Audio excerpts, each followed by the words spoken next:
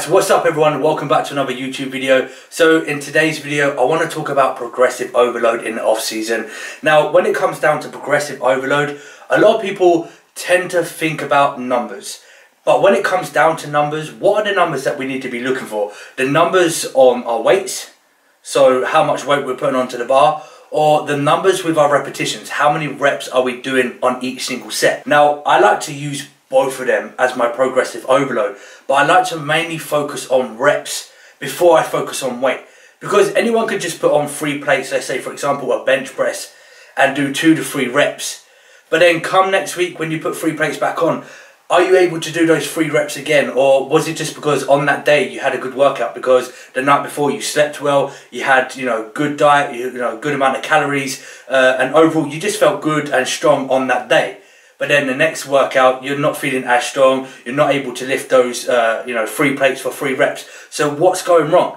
That's where I like to focus more on repetitions first before we start progressing on the weights. Now the reason why I brought this topic up is because today was a prime example of this. So today was my back workout, and for the last 2 to 3 weeks I've been doing T-bar rows, and I've been hitting this one set weight, obviously for the last 3 weeks, and it come to my attention that I've been sitting at this same weight for the last 3 weeks. Why am I not progressing? But realistically I have been progressing, because the reason is, when I look back to my logbook, the first week when I'd done this weight, which was 110 kg, my repetitions was 5 repetitions for 2 sets.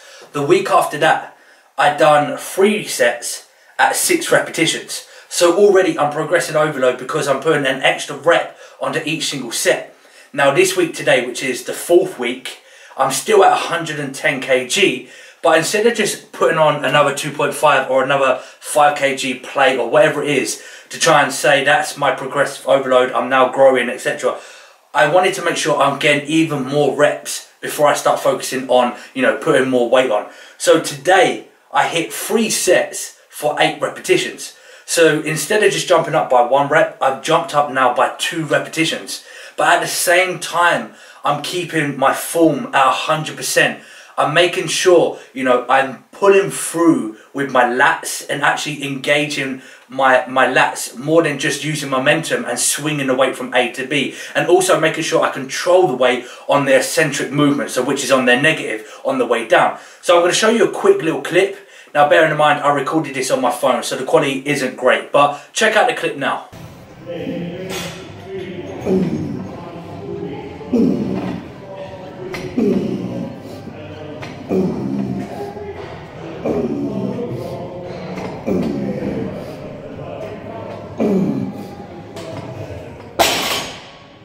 So as you guys just saw there, that was one of my sets at 8 repetitions. Now the form wasn't perfect because obviously this was a new weight for me. This was a shock to the system, a shock to my body. I needed to adapt to it. But I made sure I put 100% focus in getting perfect form. So as I'm driving through, I'm powering through with my lats to pull and use that, that mind and muscle connection, other than just using momentum and swinging. I actually make sure I was engaging with that mind and muscle connection and pulling with my lats, and on the way down I was controlling the eccentric movement to stretch out the lats. So that there is a progressive overload, and I was able to actually increase my reps by 2 reps from the previous week. Now to me, in my eyes, that is perfect progression. That is the perfect way to make sure that you're growing in a steady, slow manner and with perfect form, because we want to control the weights. I use this a lot with my clients. I always say that we want to be in control of the weights. We don't want the weight to control us. If you're just chucking the weights A to B, using momentum, swinging your body, the weight is in control of you and you're not going to grow. Yeah, you may look impressive by chucking, 6 or 7, 8 plates on a T-bar row, but you're not actually going to grow. 2, 3, 4 months down the line, you're just going to look the same, and then probably end up just causing injuries on yourself. So make sure, as well as you're progressing with repetitions and weight, make sure you have that form on point. And the main reason why I wanted to bring up this topic is because, like I said, the last 4 weeks I've been on the same number. So I've been on 110 kg on T-bar rows for the last 4 weeks, which is a month that I've been hitting that same number. Now a lot of people think, oh, I haven't progressed. But if you log everything down, you'll notice that you have been progressing if you're doing everything correctly. And that is what I've done with this example. So in week 1, I was doing 110 kg, 2 sets for 5 repetitions. In week 2, I done 3 sets at 6 repetitions. And week 3, I don't remember because I didn't log it down properly, which is my fault. But on week 4, I managed to get 3 sets for 8 repetitions. So over that 4-week period, I was able to progress by a set and then also by a few reps. So now my goal will probably be next week to hit that again for 3 sets for maybe around about 10 to 12 repetitions with, again, perfect form, you know, powering through with the lats, and again on the eccentric movement on the way back down. That then will be my progressive overload. Then I'll start looking on to progressing with the weights. So instead of just focusing on the number of weights that's on the bar, focus first on the repetitions. Make sure you get the repetitions up gradually and with perfect form,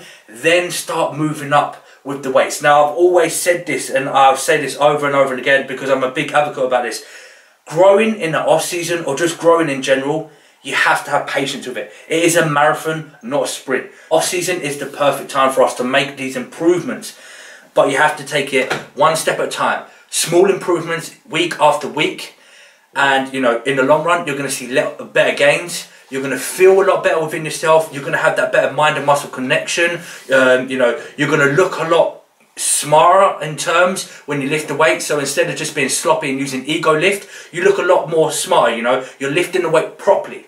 You're actually engaging the muscle properly, and you know, just everything looks perfect. That's the best way to do it, taking your time with things. So I hope this video helped you out, guys, by getting a little bit of a better understanding on what you should focus on more when it comes down to your numbers of repetitions or numbers of weights. I personally like to think about the repetitions before I start focusing on moving up with my weights. So work to that 12 to 15 rep range. Once you're able to lift a heavy weight comfortably for 12 to 15 reps, that's when I'll start focusing on maybe increasing the weight by 2.5 to 5 kg. Again, small improvements make better gains for the longer duration. So I hope this video did help you out. If it did, please give it a big thumbs up for me. And like always, guys, if you have any questions that you want to ask, send them down in the comments below, or you can also ask me on my other social links, Snapchat and Instagram. They're just on the screen now.